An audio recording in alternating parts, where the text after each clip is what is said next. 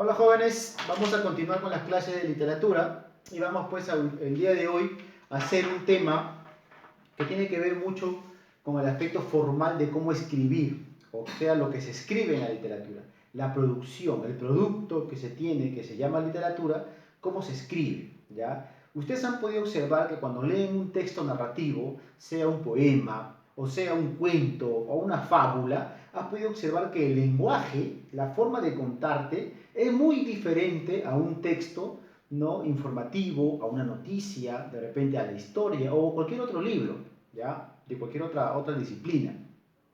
La literatura tiene su propio lenguaje, la literatura tiene su propia forma de poder escribir y expresarse, ¿ya? Y eso es lo que justamente hace atractivo a la literatura. Entonces, esas formas de poder utilizar y cambiar el lenguaje cotidiano a un lenguaje un poco más preparado, a un lenguaje un poco más enigmático, un lenguaje más especial, se podría decir, a ese tipo de lenguaje se le va a llamar figuras literarias. ¿Ok? Entonces, el día de hoy, ¿qué vamos a hacer? El día de hoy vamos a hacer figuras literarias. ¿Ok? Las figuras literarias, como dice aquí en este concepto, es una serie de formas, ¿ok?, de lenguaje para embellecer. Esa palabra es clave, hijo. Embellecer. Embellecer el discurso literario. Es decir, la expresión literaria, la expresión común y corriente, yo la voy a embellecer, la voy a hacer más atractiva. Y al hacerlo más atractivo, entonces lo estoy convirtiendo en un aspecto ya de figuras literarias. ¿Ok?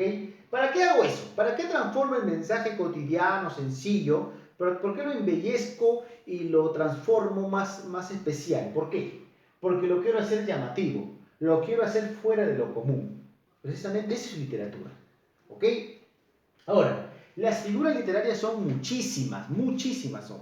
Pero nosotros vamos a hacer solamente el día de hoy 5 figuras literarias. ¿Ok? La próxima clase ya haremos un poco más, pero el día de hoy vamos a hacer 5. ¿Ya? De repente las más usadas, las más conocidas y también las más fáciles para que ustedes puedan producirla. ¿Ok? Las figuras literarias se clasifican en 3 campos, podríamos decir. ¿Ya? El primer campo es el campo fónico o el plano fónico, es decir, aquellas figuras literarias que tienen que ver con el sonido. ¿Ok? El segundo campo es el morfosintáctico, que tiene que ver con la forma o la sintaxis de cómo se expresa, ¿ya?, cómo se expresa el discurso literario. Y la tercera forma es el semántico, que tiene que ver con el concepto, el significado de las palabras. ¿Ok? De este primer plano te he puesto 2 figuras literarias. De este segundo plano te he puesto 2 figuras literarias, ¿ok? Y de este tercer plano solamente te he puesto una, ¿ok? En total son 5 figuras literarias. Necesito que tú aprendas los nombres de estas figuras literarias y cómo es en su uso, ¿ok? No solamente el concepto de cada uno de ellos, sino en el ejemplo, si tú puedes percibir a qué se refiere la figura literaria, ¿ok? En realidad son muchas, chicos. Nosotros vamos a ver el día de hoy 5 nada más y nos vamos a enfocar en esto. Entonces, empezamos con la primera figura literaria, del plano fónico, la aliteración, ¿ya? La aliteración solamente consta en la repetición de sonidos, que pueden ser palabras, que pueden ser sílabas o inclusive puede ser una letra que se repita constantemente, ¿ya? O sílabas parecidas. La cuestión es que los sonidos se repitan en una misma expresión. En el ejemplo que está acá, ¿no?, o mejor dicho, en el concepto dice, es la reiteración de sonidos semejantes, no sonidos iguales. Estamos hablando de sonidos semejantes, ¿ok? Parecidos. ¿Podrían ser también iguales, profesor? También podrían ser iguales, ¿ok? Acá hay un ejemplo que dice, en el silencio solo se escuchaba un susurro de abejas que sonaba. Voy a volver a leer para a ver si puedes percibir qué sonidos se están repitiendo, ¿ok?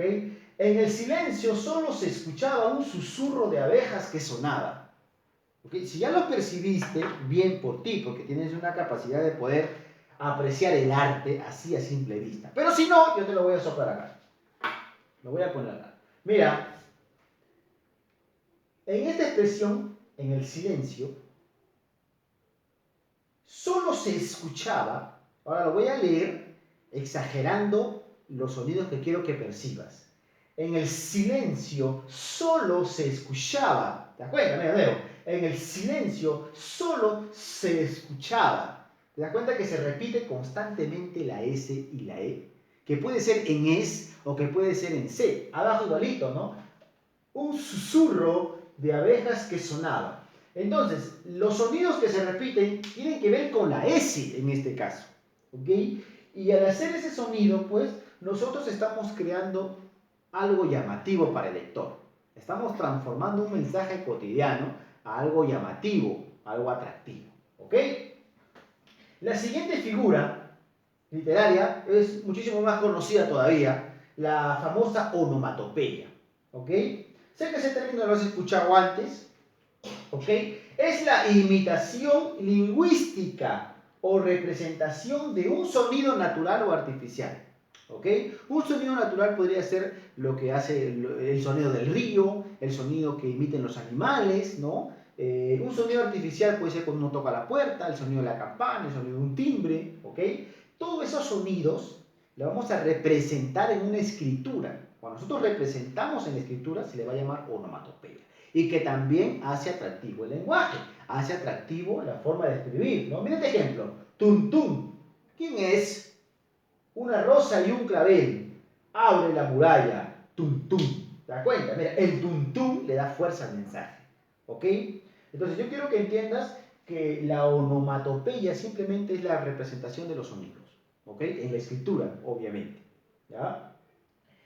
Los animales tienen diferentes sonidos y eso creo que te han enseñado cuando estabas en años anteriores, ¿verdad? Entonces ya no vamos a entrar a ese campo, ¿ok? Ahora, en el segundo campo morfosintáctico vamos a ver la anáfora. La anáfora es una figura que consiste en la repetición ya no de sonidos porque eso corresponde al tono fónico, sino en la repetición de ¿qué? De palabras o las primeras palabras de los versos. Es decir, cuando se repite una palabra, o dos, o tres, al inicio de cada verso de una estrofa, a eso se le va a llamar anáfora. ¿Ok? Repito, es la repetición de las primeras palabras de cada verso de una estrofa o de un poema. Aquí te he puesto un ejemplo de un poeta español llamado Gustavo Adolfo Bécquer. Dice, por una mirada, un mundo. Por una sonrisa, un cielo. Por un beso, yo no sé qué te diera por un beso. Si tú observas, hijo, este poema medio romanticón, se repite por un. A ese sonido de un, se le va a llamar anáfora. ¿Ok? Profesor, pero si, ¿qué tal si se repite al final? No, al final ya no es anáfora. Al final ya serían rimas. Y nosotros no estamos hablando de repetición de sonidos al final de cada verso, sino al inicio de cada verso. ¿Ok? Y hemos visto que cada una de estas es un verso. ¿Ok? Entonces yo quiero que entiendas eso. Ese es simple, sencillo y de reconocer. ¿Ya? Esa se llama la anáfora. El hipérbaton. El hipérbaton tiene que ver con el siguiente concepto. Se realiza alterando el orden normal de una frase. ¿Ok? Es decir, si yo puedo decir, mi mamá fue a comprar al mercado, y yo puedo alterar ese orden de mi mamá fue a comprar al mercado, y digo, pues al mercado mi mamá fue a comprar. ¿Me das cuenta? Entonces, cuando yo desordeno la oración o la expresión a mi antojo, estoy creando un hipérbaton. Y de esa manera hago atractivo el lenguaje, hago atractivo la expresión. Y mira aquí, del mismo poeta, un poema conocido por todo el mundo, ¿no? Volverán las oscuras golondrinas. Volverán las oscuras golondrinas en tu balcón sus nidos a colgar. Cuando debería ser de otra manera, ¿no? Debería ser, ¿no? Las oscuras golondrinas volverán sus nidos a colgar en tu balcón. Así debería ser. Pero si yo lo pongo así como debería ser, según el orden sintáctico, no se hace tan atractivo. ¿Okay? Entonces, el poeta ha utilizado este recurso y lo ha transformado, lo ha cambiado el orden para hacerlo simplemente llamativo, para llamar la atención, para embellecer el mensaje. Esa es la idea, embellecer el mensaje. Y esto es parte pues, de uno de los grandes poemas que ha escrito la humanidad. ¿Okay? Volverán las oscuras golondrinas. Entonces, esa es la anáfora y el hipérbaton.